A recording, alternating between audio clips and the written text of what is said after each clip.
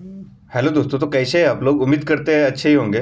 तो चलिए आज जो है ईवीएस क्वेश्चन जो कि प्रीवियस ईयर क्वेश्चन है सीटेट का, तो वो करवाने वाले हैं। इससे पहले का क्वेश्चन अगर आपको देखना है तो इस वीडियो के डिस्क्रिप्शन में प्लेलिस्ट दिया हुआ है, तो प्लेलिस्ट आप खोल के वहाँ पे आपको सारा वीडियो मिल जाएगा। लगभग 32-33 वीडियो उसमें डाला हुआ है, तो वहाँ से आप अपना तैयारी कर सकते हैं। यानी कि 900 क्वेश्चन के आसपास उसमें करवा दिया गया है। तो चलिए पहला क्वेश्चन देखते हैं। सूर्य से आने वाला हानिकारक पराबैंगनी अल्ट्रावायलेट रे जिसको बोला जाता है, पराबैंगनी किरण के कारण क्या हो सकता है, ये आपको बताना है। सूर्य से आने वाले हानिकारक विकिरण के कारण क्या हो सकता है। तो पहला ऑप्शन है यकृत कैंसर, दूसरा ऑप्शन है मस्तिष्क कैंसर, तीसरा ऑप्शन है मुखिया कैंसर और चौथा ऑप्शन है त्वचीय कैंसर। तो अल्ट्रावायलेट रे जो निकलता है उससे क्या हो सकता है, उससे त्वचीय कैंसर हो सकता है। तो इसका राइट आंसर हो जाएगा ऑप्शन डी, त्वचीय कैंसर। चलिए नेक्स्ट क्वेश्चन देखते हैं। ओजोन छिद्र का निर्माण सर्वाधिक कहाँ है। तो ओजोन छिद्र का निर्माण सर्वाधिक कहाँ है, ये आपको बताना है। पहला ऑप्शन है भारत के ऊपर, दूसरा ऑप्शन है अफ्रीका के ऊपर, तीसरा ऑप्शन है अंटार्कटिका के ऊपर, उसके बाद है यूरोप के ऊपर। तो ओजोन छिद्र जो निर्माण हुआ है वो सर्वाधिक कहाँ पे है, ये आपको बताना है। तो ओजोन का छिद्र सर्वाधिक जो है अंटार्कटिका के पास हुआ है, अंटार्कटिका के ऊपर। चलिए नेक्स्ट क्वेश्चन देखते हैं। मॉन्ट्रियल प्रोटोकॉल किससे संबंधित है। तो मॉन्ट्रियल प्रोटोकॉल जो है किससे संबंधित है, ये आपको बताना है। तो पहला ऑप्शन है ओजोन परत के क्षय को रोकना, दूसरा ऑप्शन है ग्लोबल वार्मिंग, तीसरा ऑप्शन है अम्ल वर्षा और चौथा ऑप्शन है फोटोकेमिकल। तो मॉन्ट्रियल प्रोटोकॉल किससे संबंधित है, ये आपको बताना है। तो मॉन्ट्रियल प्रोटोकॉल जो है ओजोन परत के क्षय को रोकने से है। तो इसका राइट आंसर हो जाएगा ओजोन परत के क्षय को रोकना। चलिए नेक्स्ट क्वेश्चन देखते हैं। निम्नलिखित में से कहाँ सदाबहार वन पाए जाते हैं। तो निम्नलिखित में से कहाँ सदाबहार वन पाए जाते हैं, ये आपको बताना है। तो पहला ऑप्शन है मालवा पठार, दूसरा ऑप्शन है पूर्वी घाट, तीसरा ऑप्शन है पश्चिमी घाट और चौथा ऑप्शन है छोटा नागपुर पठार। तो निम्नलिखित में से कहाँ सदाबहार वन पाए जाते हैं, तो आपका पाया जाएगा सदाबहार वन पश्चिमी घाट में। तो इसका राइट आंसर हो जाएगा पश्चिमी घाट। चलिए नेक्स्ट क्वेश्चन देखते हैं। भारत का वह कौन सा राज्य है जिसका वन आच्छादित क्षेत्रफल सर्वाधिक है। मतलब वह कौन सा राज्य है जिसमें जो है वन का क्षेत्रफल सबसे ज़्यादा है, ये आपको बताना है। तो पहला ऑप्शन है मध्य प्रदेश, दूसरा ऑप्शन है पश्चिम बंगाल, तीसरा ऑप्शन है केरल और चौथा ऑप्शन है असम। तो सबसे ज़्यादा क्षेत्रफल पे किस राज्य में है, तो सबसे ज़्यादा आपका मध्य प्रदेश हो जाएगा, सबसे ज़्यादा एमपी में आपका वन है। ठीक है, चलिए नेक्स्ट क्वेश्चन देखते हैं। भारत के किस राज्य में उसके क्षेत्र का अधिकतम प्रतिशत क्षेत्र वन आच्छादित है। तो उस राज्य के रिस्पेक्ट में बोल रहा है कि सबसे ज़्यादा क्षेत्रफल में कहाँ पे वन है, उस किसी भी राज्य की रिस्पेक्ट में। तो राज्य की रिस्पेक्ट में सबसे ज़्यादा वन आपका कहाँ है वो बताना है। तो पहला ऑप्शन है अरुणाचल प्रदेश, दूसरा ऑप्शन है मेघालय, तीसरा ऑप्शन है मिजोरम, चौथा ऑप्शन है नागालैंड। तो भारत के किस राज्य में उसके क्षेत्र का अधिकतम प्रतिशत क्षेत्र वन आच्छादित है, तो इसका राइट आंसर कमेंट करके बताना है। तो इसका राइट आंसर हो जाएगा मिजोरम में। मिजोरम में सबसे ज़्यादा उसके क्षेत्र के अकॉर्डिंग सबसे ज़्यादा वन वहाँ पे है मिजोरम में। और अगर ऑल ओवर मतलब पूछे तो ऑल ओवर आपका सबसे ज़्यादा वन एमपी में हो जाएगा। ठीक है, सबसे ज़्यादा वन आपका कहाँ हो जाएगा, एमपी में। याद रखिएगा मध्य प्रदेश। और सबसे ज़्यादा राष्ट्रीय उद्यान भी आपका एमपी में है, ये भी याद रखिएगा। चलिए नेक्स्ट क्वेश्चन देखते हैं। पर्यावरण का संतुलन बनाए रखने के लिए वन का क्षेत्रफल कितना होना चाहिए। तो पर्यावरण का संतुलन बनाए रखने के लिए वन का क्षेत्रफल कितना होना चाहिए, ये आपको बताना है। तो 10%, 23%, 33% और 53%। तो इसका राइट आंसर बताना है कि पर्यावरण का संतुलन बनाए रखने के लिए वन का क्षेत्रफल कितना होना चाहिए। तो वन का क्षेत्रफल कितना होना चाहिए, 33% होना चाहिए। इसका राइट आंसर क्या हो जाएगा, 33%। चलिए नेक्स्ट क्वेश्चन देखते हैं। भारत के कुल क्षेत्रफल में वनों का क्षेत्रफल कितना है। तो पहला ऑप्शन है 24.5, दूसरा ऑप्शन है 21%, तीसरा ऑप्शन है 20% और चौथा ऑप्शन है 22%। तो भारत के कुल क्षेत्रफल में वनों का क्षेत्रफल कितना है, ये आपको बताना है। तो इसका राइट आंसर कमेंट करना है कि भारत के कुल क्षेत्रफल में वनों का क्षेत्रफल कितना है। तो इसका राइट आंसर हो जाएगा 21%। ऐसे 21.34 होता है, लेकिन आपके ऑप्शन में नहीं है तो 21% आप ले सकते हैं। चलिए नेक्स्ट क्वेश्चन देखते हैं। भारत में मैंग्रोव वनस्पति मुख्यतः कहाँ पाई जाती है? तो मैंग्रोव वनस्पति कहाँ पाई जाती है ये आपको बताना है। तो पहला ऑप्शन है मलाबार तट, दूसरा ऑप्शन है सुंदरवन, तीसरा ऑप्शन है कक्षकरण और चौथा ऑप्शन है दंडकारण्य। तो भारत में मैंग्रोव वनस्पति मुख्यतः कहाँ पाई जाती है? तो मैंग्रोव वनस्पति कहाँ पाया जाता है? सुंदरवन में पाया जाता है। तो इसका राइट आंसर क्या हो जाएगा? सुंदरवन। तो चलिए नेक्स्ट क्वेश्चन देखते हैं। भारत में मैंग्रोव का दूसरा सबसे बड़ा क्षेत्र पाया जाता है। तो पहला तो सुंदरवन हो जाएगा, दूसरा पूछ रहा है तो दूसरा कौन सा होगा ये बताना आपको। अंडमान एवं निकोबार तट के सहारे, आंध्र प्रदेश तट के सहारे, गुजरात तट के सहारे, उड़ीसा तट के सहारे। तो आपको राइट आंसर कमेंट करके बताना है कि सेकेंड मैंग्रोव जो वन है भारत में किस क्षेत्र में पाया जाता है। तो पहला तो सुंदरवन है याद रखिएगा, और दूसरा हो जाएगा आपका गुजरात तट के सहारे। तो राइट आंसर क्या हो जाएगा? गुजरात तट के सहारे इसका दूसरा है मैंग्रोव वन का सबसे बड़ा क्षेत्र। चलिए नेक्स्ट क्वेश्चन देखते हैं। World wild life end fund का प्रतीक कौन है? वर्ल्ड वाइल्ड लाइफ फंड का प्रतीक कौन है जागरण है ये आपको बताना है। तो पहला ऑप्शन है शेर, दूसरा ऑप्शन है जायंट पांडा, तीसरा ऑप्शन है हॉर्नबिल और चौथा ऑप्शन है सफेद भालू। तो वर्ल्ड वाइल्ड लाइफ फंड का प्रतीक कौन जागरण है? तो कौन सा जानवर होगा यहाँ पे? ठीक है, कौन सा जानवर है तो ये आपको बताना है। तो कौन सा जानवर आपका हो जाएगा? जायंट पांडा हो जाएगा इसका राइट आंसर। और आप लोग अगर टेलीग्राम ग्रुप ज्वाइन करना चाहते हैं तो टेलीग्राम ग्रुप का डिस्क्रिप्शन में लिंक नीचे में डाला हुआ रहता है, तो वहाँ ज्वाइन करके PDF प्राप्त कर सकते हैं। तो चलिए नेक्स्ट क्वेश्चन देखते हैं। चिपको आंदोलन मूल रूप से किसके विरुद्ध था? जल प्रदूषण के विरुद्ध, ध्वनि प्रदूषण के विरुद्ध, वन की कटाई के विरुद्ध, सांस्कृतिक प्रदूषण के विरुद्ध। तो चिपको आंदोलन जो था मूल रूप से किसके विरोध में था? चिपको आंदोलन आपका वन की कटाई के विरोध में था। तो इसका राइट आंसर क्या हो जाएगा? वन की कटाई। और इसका नेता पूछेगा तो सुंदरलाल बहुगुणा थे। निम्न में से किसे चिपको आंदोलन का नेता माना जाता है? तो पहला ऑप्शन है मेधा पाटकर, उसके बाद है बाबा आमटे, उसके बाद है सुंदरलाल बहुगुणा, उसके बाद है किरण बेदी। निम्न में से किसे चिपको आंदोलन का नेता माना जाता है? तो चिपको आंदोलन का नेता कौन था? सुंदरलाल बहुगुणा। तो इसका राइट आंसर हो जाएगा सुंदरलाल बहुगुणा। चलिए नेक्स्ट क्वेश्चन देखते हैं। वन ह्रास का मुख्य कारण क्या है? तो वन ह्रास का मुख्य कारण बताना है। पहला ऑप्शन है सड़कों का विकास, दूसरा ऑप्शन है नदी घाटी परियोजना, उसके बाद है औद्योगिक विकास, उसके बाद है कृषि विकास।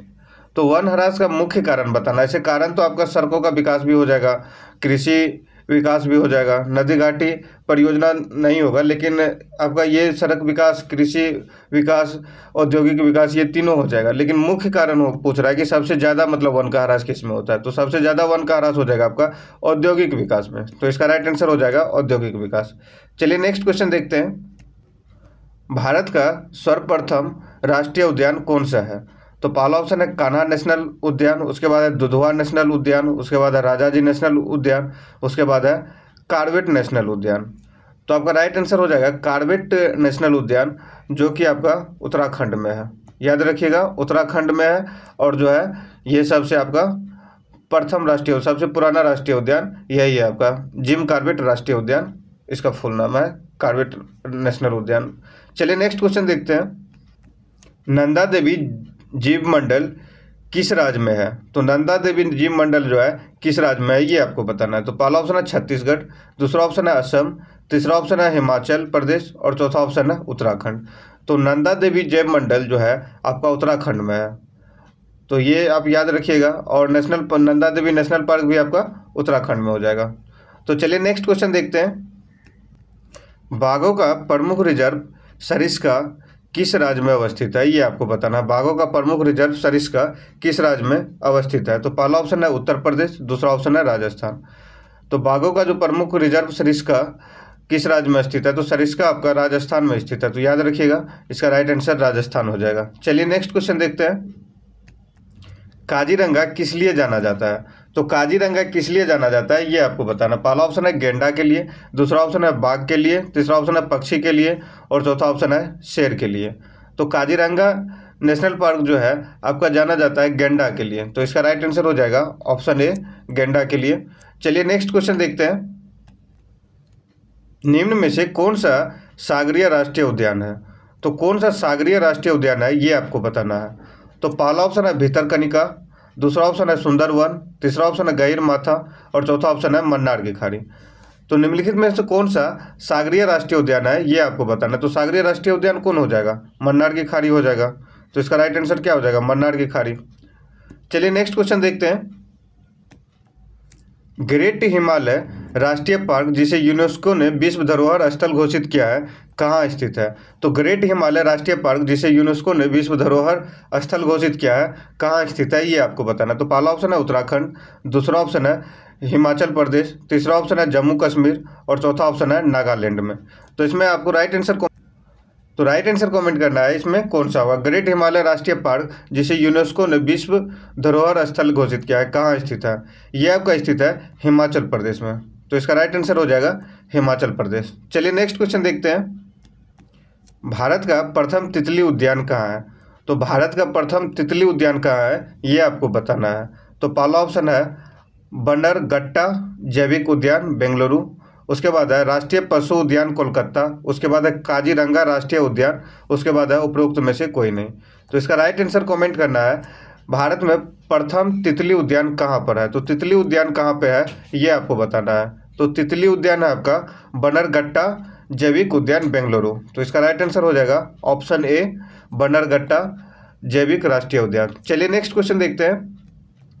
निम्नलिखित में से कौन सा एक ऊर्जा का नवीकरणीय स्रोत है। तो नवीकरणीय स्रोत किसको बोला जाता है, जिसको हम पुनः प्राप्त कर सकते हैं और जिसका अक्षय भंडार हो। तो पहला ऑप्शन है कोयला। तो कोयला तो होगा नहीं, कोयला तो खत्म हो जाएगा। उसके बाद है नाभिकीय ऊर्जा, नाभिकीय ऊर्जा भी आपका खत्म हो जाएगा, यूरेनियम से जब तक रहेगा तब तक नाभिकीय ऊर्जा रहेगा। उसके बाद पेट्रोल है, पेट्रोल भी आपका खत्म हो जाएगा, पेट्रोलियम प्रोडक्ट भी खत्म हो जाएगा। उसके बाद है सौर ऊर्जा, तो सौर ऊर्जा आपका राइट आंसर हो जाएगा। सौर ऊर्जा जो है सूर्य से आने वाली ऊर्जा जिसे सोलर प्लेट के द्वारा संग्रहित किया जाता है। चलिए नेक्स्ट क्वेश्चन देखते हैं। निम्नलिखित में से कौन सा वैकल्पिक ऊर्जा का सबसे बड़ा संग्रहालय है। तो वैकल्पिक ऊर्जा का सबसे बड़ा संग्रहालय बताना है। तो पहला ऑप्शन है सौर ऊर्जा, दूसरा ऑप्शन है ज्वारीय ऊर्जा, तीसरा ऑप्शन है परमाणु ऊर्जा और चौथा ऑप्शन है भू उष्णीय ऊर्जा। तो इसका राइट आंसर कमेंट करना है कि निम्नलिखित में से कौन सा वैकल्पिक ऊर्जा का सबसे बड़ा संग्रहालय है। तो वैकल्पिक ऊर्जा का संग्रहालय कौन हो जाएगा, वैकल्पिक ऊर्जा का संग्रहालय हो जाएगा आपका सौर ऊर्जा। तो इसका राइट आंसर क्या हो जाएगा, सौर ऊर्जा। चलिए नेक्स्ट क्वेश्चन देखते हैं। निम्नलिखित ऊर्जा स्रोतों में से कौन सा सर्वोत्तम पर्यावरण अनुकूल है। निम्नलिखित ऊर्जा स्रोतों में से कौन सा सर्वोत्तम पर्यावरण अनुकूल है। तो पहला ऑप्शन है पेट्रोलियम उत्पाद, दूसरा ऑप्शन है वन उत्पाद, तीसरा ऑप्शन है नाभिकीय विखंडन और चौथा ऑप्शन है सौर सेल। तो निम्नलिखित ऊर्जा स्रोतों में से कौन सा सर्वोत्तम पर्यावरण अनुकूल है। तो पर्यावरण अनुकूल कौन सा हो जाएगा, सौर सेल हो जाएगा आपका राइट आंसर। तो सौर सेल आपका पर्यावरण के अनुकूल का है कि इसमें प्रदूषण कोई होगा नहीं। चलिए नेक्स्ट क्वेश्चन देखते हैं। निम्नलिखित ईंधनों में से कौन सा न्यूनतम पर्यावरणीय प्रदूषण उत्पन्न करता है। तो सबसे कम प्रदूषण उत्पन्न करेगा इसमें से कौन सा हो जाएगा। तो डीजल हो जाएगा, डीजल तो होगा नहीं, ये न्यूनतम प्रदूषण का है, तो बहुत ज़्यादा प्रदूषण करता है। कोयला ज़्यादा ही प्रदूषण करता है। और चौथा हो गया हाइड्रोजन और एक नॉन रख लीजिए ऑप्शन, इनमें से कोई नहीं। तो इसमें राइट आंसर आपका हाइड्रोजन हो जाएगा। तो चलिए नेक्स्ट क्वेश्चन देखते हैं। निम्नलिखित में से कौन सी बायोडीजल की फसल है, ये आपको बताना है। तो पहला ऑप्शन है कपास, दूसरा ऑप्शन है गन्ना, तीसरा ऑप्शन है जेट्रोफा और चौथा ऑप्शन है आलू। तो निम्नलिखित में से कौन सा बायोडीजल का फसल है, ये आपको बताना है। तो बायोडीजल का फसल कौन हो जाएगा, जेट्रोफा हो जाएगा। तो इसका राइट आंसर हो जाएगा जेट्रोफा। तो चलिए नेक्स्ट क्वेश्चन देखते हैं। निम्नलिखित में से कौन सा अधिकतम ध्वनि प्रदूषण का कारण है। तो अधिकतम ध्वनि प्रदूषण का कारण क्या हो जाएगा। पहला ऑप्शन है भारी ट्रक यातायात, उसके बाद है निर्वाचन सभाएं, उसके बाद है पॉप संगीत, उसके बाद है जेट उड़ान। तो निम्नलिखित में से कौन सा अधिकतम ध्वनि प्रदूषण का कारण है। तो अधिकतम ध्वनि का प्रदूषण का कारण हो जाएगा जेट उड़ान। तो इसका राइट आंसर हो जाएगा जेट उड़ान। चलिए नेक्स्ट क्वेश्चन देखते हैं। मोटर वाहनों से निकलने वाली निम्न में से कौन सी एक मुख्य प्रदूषक गैस है।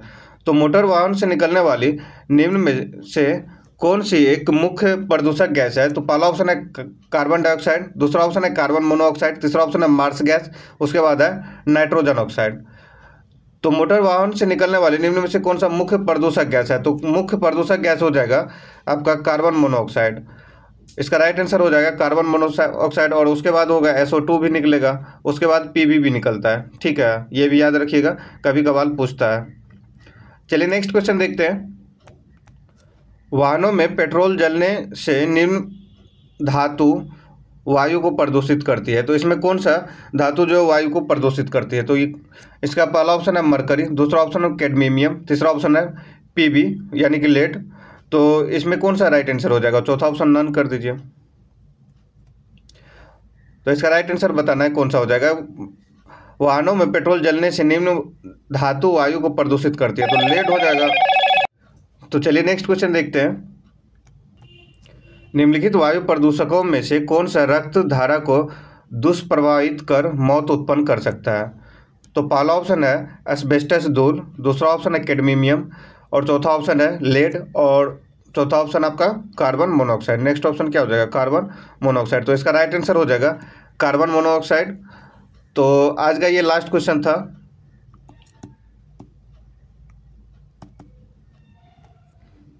तो चलिए मिलते हैं नेक्स्ट वीडियो में, तब तक के लिए धन्यवाद।